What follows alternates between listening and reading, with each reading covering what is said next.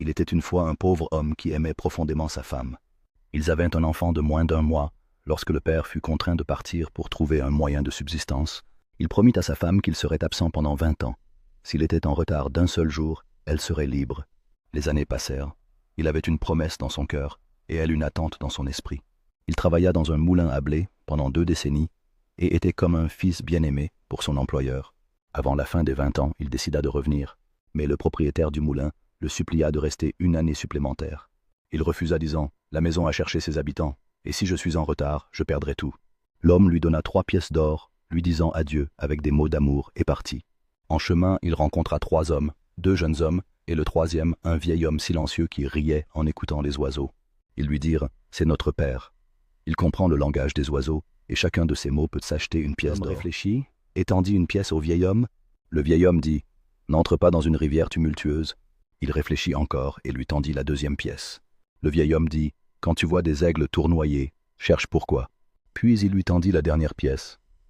Le vieil homme dit « Avant de faire quoi que ce soit, compte jusqu'à 25. » Ils partirent chacun de leur côté, et l'homme continua son chemin vers sa femme, sa maison, et son fils qu'il ne connaissait pas encore. Première situation. Il atteignit une rivière tumultueuse et s'apprêtait à la traverser, mais se souvint du premier conseil. Il attendit et vit un cavalier traverser, mais il fut emporté par le courant et se noya. L'homme survécut, et continua son chemin sur le dos du cheval survivant. Deuxième situation.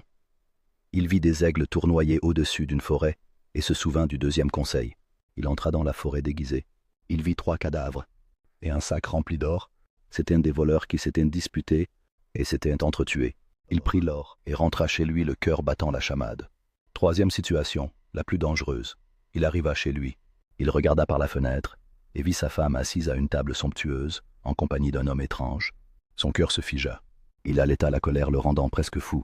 Il prit une arme parmi les objets volés, et la pointa sur l'homme. « Maes, rappelez-vous le 3e conseil jusqu'à 25. » Il commença à compter. 1, 2, 3. Arrivé à 25, il entendit l'homme étrange dire « Maman, demain je pars à la recherche de mon père que je n'ai pas vu depuis ma naissance. Vingt ans ont passé. Je voudrais le serrer contre moi. » L'homme cria par la fenêtre, ses larmes mêlées à un sourire. « Ma femme, mon fils. » Ouvre les portes, l'absente est revenue. La morale. 3 conseils. On sauvait un homme de la mort, lui en donnait un trésor, et ont presque sauvé son cœur d'un regret éternel.